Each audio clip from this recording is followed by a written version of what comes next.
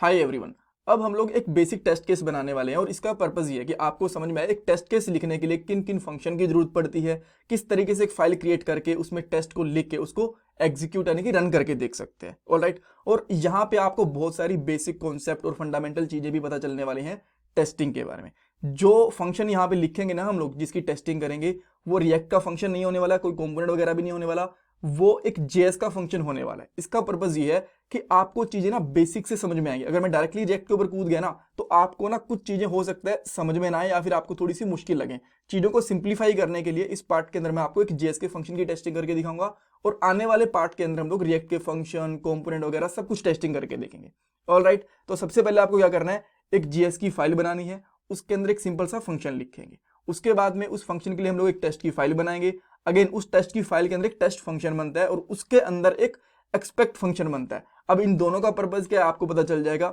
जैसे हमारा test case लिखेंगे हम लोग उसको रन करके देखेंगे और चेक करेंगे वो पास हो रहा है या फेल हो रहा है। और एक एक चीज मैं आपको समझाऊंगा जो भी हम लोग उस टेस्ट फाइल के अंदर लिखेंगे, सो ताकि आपको ना चीजें बहुत सिंप्लीफाई लगे आने वाले पार्ट के अंदर। ठीक है, ऑलराइट, तो सबसे पहले मैं क्या करने वाला हूँ, एक एसआरसी वाले फोल्डर के अंदर ना एक कोई भी फंक्शन बना देता हूँ जिसका नाम मैं लेट से मैं रख देता हूँ सम डॉट जेएस। एक यहाँ पे फंक्शन बना देंगे जो दो वैल्यूज को ऐड करेगा, ऑलराइट, या फिर कुछ भी करेगा, बट एक हम लोगों ने सम डॉट जेएस नाम से फंक्शन फाइल बना दी।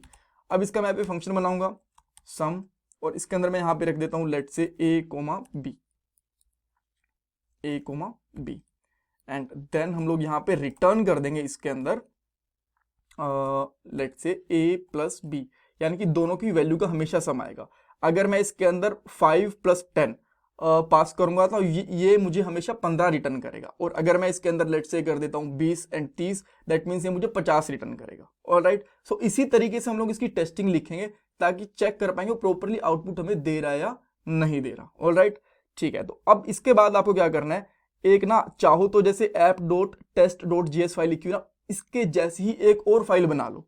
अब मैं चाहता तो इसके अंदर भी काम करके दे सकता था आपको सम वाले टेस्टिंग का, बट मैं एक अलग फाइल बनाना चाहता हूं ताकि आपको ये भी समझ में आए एक स्क्रैच से टेस्टिंग वाली फाइल किस तरीके से बना सकते हो। राइट, इस फाइल का नाम क्या रखोगे, वैसे तो इसका नाम आप कुछ भी रख सकते हो जो भी आपको ठीक लगे, बट मैं इसका नाम रखूंगा sum.test.js।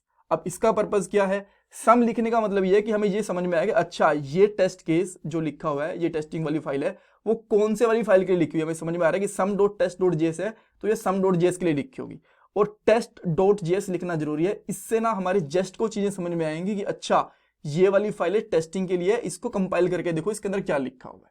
ऑलराइट, तो सबसे पहले तो जो सम वाली फाइल है मैं उसको इंपोर्ट करूंगा। मैं यहाँ पे सिंपली लिखता हूँ सम। अच्छा, मुझे पहले यहाँ पे ना एक्सपोर्ट भी तो करना पड़ेगा इसको। मैं यहाँ पे कर देता हूँ एक्सपोर्ट डिफॉल्ट। ठीक है, और अब मैं यहाँ पे इसको इंपोर्ट करने की कोशिश करता हूँ। जैसे मैं यहाँ पे सम लिखूंगा तो इसका मुझे इंपोर्ट करने का ऑप्शन अपने आप आ गया, तो ये इंपोर्ट हो गया। ठीक है, ये बहुत सिंपल चीज है, ये हम लोगों ने रिएक्ट के अंदर बहुत बार करी होगी इंपोर्ट वगैरह।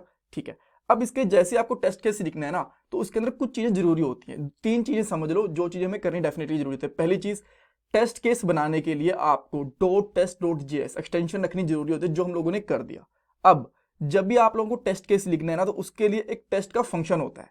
अब ये टेस्ट का फंक्शन कहाँ होता है, देखो जेस्ट वाली लाइब्रेरी के अंदर जाओ, ये ना जेस्ट का पार्ट होते हैं। तो आप बोलोगे जेस्ट वगैरह हमें इंपोर्ट करनी पड़ेगी, जी नहीं, यहाँ पे कुछ भी इंस्टॉल या इंपोर्ट करने की जरूरत नहीं है। इंटरनली जेस्ट अपने आप इंस्टॉल्ड है इस आपके प्रोजेक्ट के अंदर, जैसे आप एक एप्लीकेशन को डाउनलोड करते हो। ठीक है, तो यहाँ पे जाओ आप जेस्ट के अंदर। आफ्टर दैट अगर आप जाओगे ना यहाँ पे एपीआई के अंदर, तो एपीआई के अंदर ये देखो, थोड़ा सा जाओ, ये टेस्ट केस दिख जाएगा आपको। ठीक है, इसको पढ़ सकते हो, अगर आप आराम से पढ़ना चाहो तो पढ़ लेना, अदरवाइज मैं खुद ही इसको अच्छे से एक्सप्लेन कर रहा हूँ आपको भी, उसकी आपको जरूरत नहीं पड़ेगी। ठीक है, इसके अंदर एक चीज और होती है एक्सपेक्ट, तो आपको यहाँ पे दिख जाएगा एक्सपेक्ट। अब इसका यूज क्या, यहाँ पे आपको आराम से पढ़ोगे तो भी पता चल जाएगा, अदरवाइज मैं तो अभी आपको बताने वाला हूँ। ठीक है, तो सबसे पहले जब भी आपको टेस्ट केस रन करना होता है ना तो उसके लिए टेस्ट फंक्शन लिखना जरूरी होता है, ये वाला टेस्ट फंक्शन। ठीक है, इसको लिखो इस तरीके से, कुछ भी वगैरह ऊपर से इंपोर्ट करने की जरूरत नहीं है। एंड इसके अंदर 3 पैरामीटर होते हैं टेस्टिंग के अंदर। पहला, जो भी इस फंक्शन की आप डेफिनेशन देना चाहते हो, जैसे कि मैं आप लिख देता हूं टेस्टिंग फॉर सम फंक्शन, यानी कि जो हमारा सम वाला फंक्शन है इसकी हम लोग टेस्टिंग करना चाहते हैं। ठीक है, सम फाइल लिख दो, सम फंक्शन लिख दो, जो भी आपको लिखना हो। ठीक है, सेकंड पैरामीटर होता है इसके अंदर एक कॉल बैक फंक्शन। इस केस के अंदर हम लोगों को वो कोड लिखना है जो हमें टेस्टिंग के लिए हमारा आउटपुट देगा। ठीक है, इस तरीके से। और इसके बाद में जो थर्ड पैरामीटर होता है वो होता है सेट टाइम आउट, कि आपको कितनी देर बाद उसको एग्जीक्यूट करना है।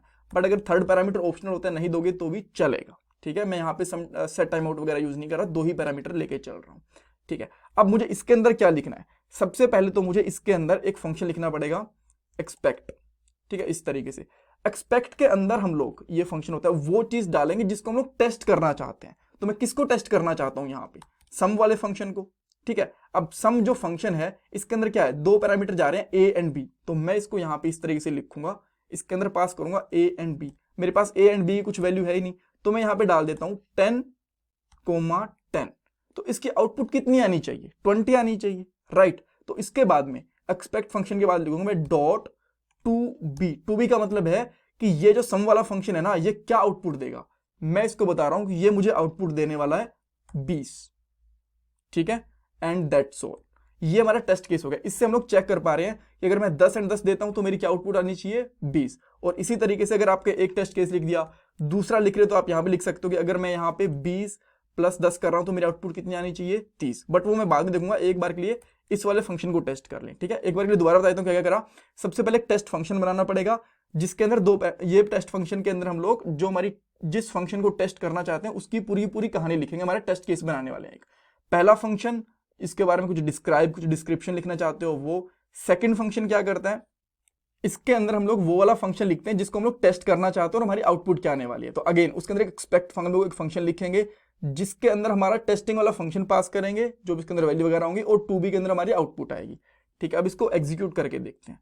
सो टर्मिनल ओपन करूंगा मैं यहाँ पे। टर्मिनल ओपन करने के बाद में सिंपली यहाँ पे लिखूंगा, जिसको मैं यहाँ पे क्विट कर देता हूँ पहले, ठीक है, सब कुछ क्लियर कर देता हूँ। यहाँ पे लिखूंगा npm रन टेस्ट। जैसे मैं इसको टेस्ट करता हूं तो आपने देखा क्या इसने निकाल के दिया, इसने हमारा जो sum.test.js वाली फाइल थी ना, उसको इसने एग्जीक्यूट करके दे दिया, और जो हमारा टेस्ट केस है वो पास हो गया। अब मैं यहाँ पे ए प्रेस कर रहा हूं, जैसे ही मैं यहाँ पे ए प्रेस करता हूं तो मुझे यहाँ पे 2 चीजें दिखाई दी। 2 चीजें क्यों दिखाई दी, क्योंकि जैसे हम लोग ए प्रेस करते हैं ना, तो जो पुराने वाला टेस्ट केस था यानी कि app.test.js, और जो अभी अभी लिखा है sum.test.js, दोनों को रन करता है। तो दोनों इसने रन करके दिखा दिए, sum.test.js एंड app.test.js, ठीक है। अब इसके अंदर इसने सही से बता दिया कि देखो मैंने यहाँ पे सम के अंदर क्या डाला था और उसने क्या आउटपुट मुझे निकाल के दे दिया। इसको अगर थोड़ा सा बेटर तरीके से करना चाहो कर सकते हो, a = 10, लेट लिख लो, कॉन्स्ट लिख दो, मैं लेट दे देता हूं, ठीक है, comma let b = 20 and let output = 30 कर दो अभी के लिए, ठीक है। तो अगर मैं यहां पे पास करता हूं a, b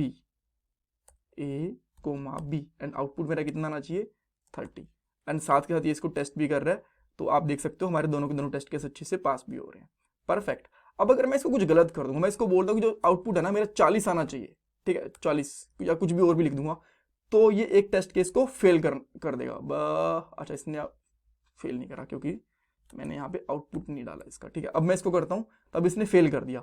ये क्या कह रहा है, क्यों फेल करा, ये कह रहा है कि देखो भाई एक्सपेक्टेड वैल्यू थी 40, ठीक है, जो आउटपुट है ना वो 40 आना चाहिए था, बट क्या रिसीव हुआ, 30 रिसीव हुआ। क्यों, क्योंकि 10 + 20 30।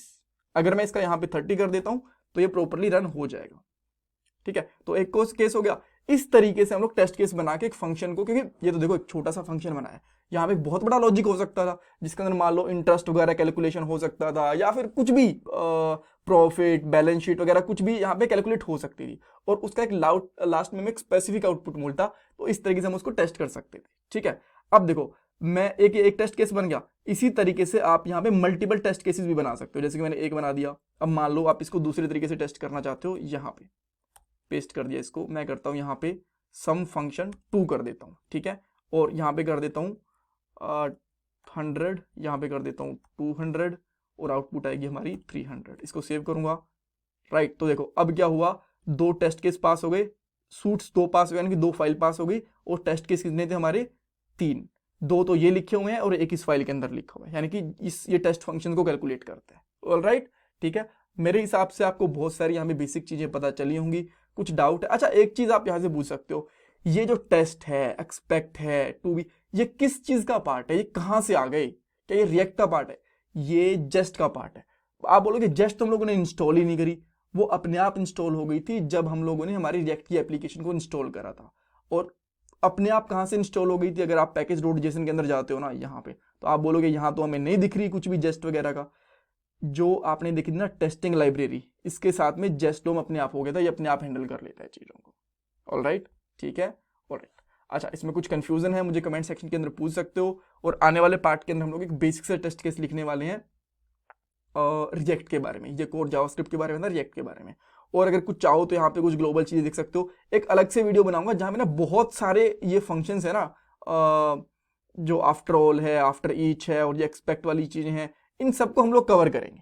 ठीक है, जैसे हम लोगों ने यहाँ पे टू भी लिखा है ना, टू भी लिखा है यहाँ पे एक मैच भी होता है, टू मैच भी होता है, टू मैच ऑब्जेक्ट भी होता है, टू बड़ी सारी चीज़ें होती हैं। इन सबको हम लोग एक एक करके कवर करेंगे, बट स्टार्टिंग में हम लोग एक एक चीज़ें करके लेके चल रहे हैं ताकि आपको बेसिक में थोड़ी प्रॉब्लम ना हो। और आने वाले टाइम के अंदर बहुत सारी चीज़ों को एक साथ कवर कर देंगे। Thank you so much for watching this video. कुछ कंफ्यूजन है, कुछ डाउट है, मुझे कमेंट सेक्शन में पूछो। एंड देखो, आपके लिए सब्सक्राइब करना, लाइक करना, कमेंट सेक्शन में फीडबैक देना कंप्लीटली फ्री ऑफ कॉस्ट है, तो प्लीज़ कर दो भाई।